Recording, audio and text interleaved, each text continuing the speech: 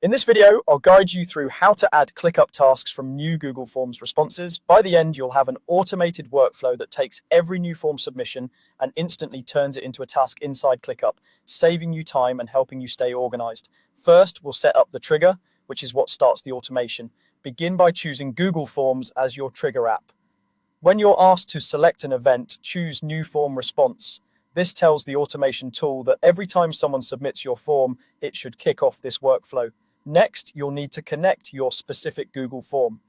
If you have multiple forms in your account, make sure you pick the one you actually want to track, such as a request form, intake form, or feedback form. Take a moment to double check that it's the correct form, especially if you've created several versions over time.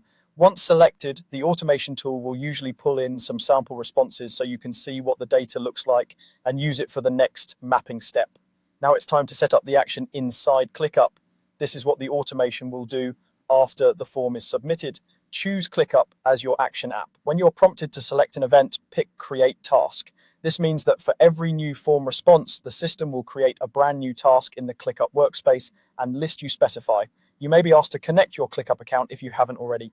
After connecting, select the workspace, space, folder, and list where you want these tasks to appear.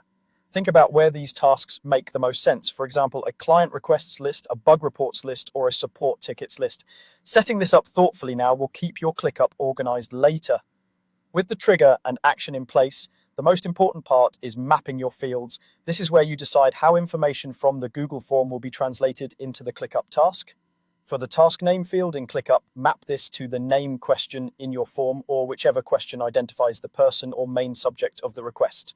This becomes the title of the task, so choose something that will make it easy to recognize at a glance. For example, mapping it to full name or project name usually works well. Next, set up the description field. Map this to other questions from your form, such as details, request, issue description, or anything that provides more context.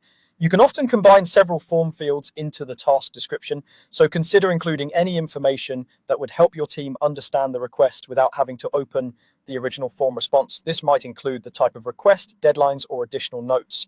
Once your fields are mapped, it's time to test and publish the automation. Run a test using a recent or sample form response. Check ClickUp to make sure a new task is created, that it appears in the correct list, and that the task name and description show the right information from your form. If something looks off, go back and adjust the mappings. When everything looks good, go ahead and turn on or publish the workflow. From now on, every new Google form response will automatically become a ClickUp task, helping you stay on top of submissions without any manual copying and pasting.